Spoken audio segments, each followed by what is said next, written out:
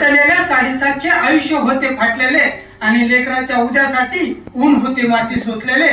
वासना धुंद लोकांच्या नजराची मातीसारखी तळायची. वासना धुंद लोकांच्या नजराची मातीसारखी तळायची आणि आतल्या कल्लोळाने अवघी माती भिजायची. भिजलेल्या मातीत माखलेलं लेकरू तिला बिलगायचं.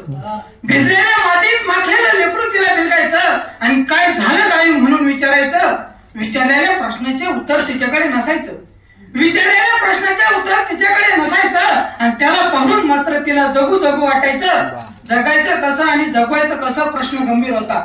जगायचं कसं आणि जगवायचं कसं प्रश्न गंभीर होता आणि एक मीठ थापताना मायेला प्रश्न सतत होता. वीट भट्टीला आग लावताना मायेच्या हातात कागद आला.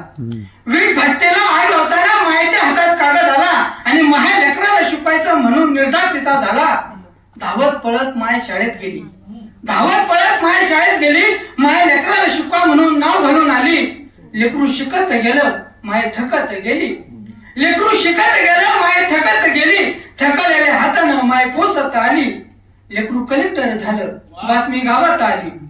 लेकरू कलेक्टर झालं बातमी गावात आली.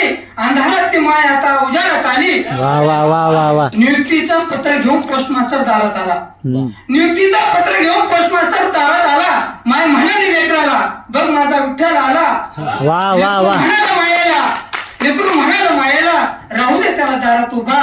आधी करू दे तुझी सेवा. तुझ्यामुळेच माझा उद्धार झाला. तुझ्यामुळेच माझा उद्धार झाला. अतिशय सुंदर रचना आपण आपल्या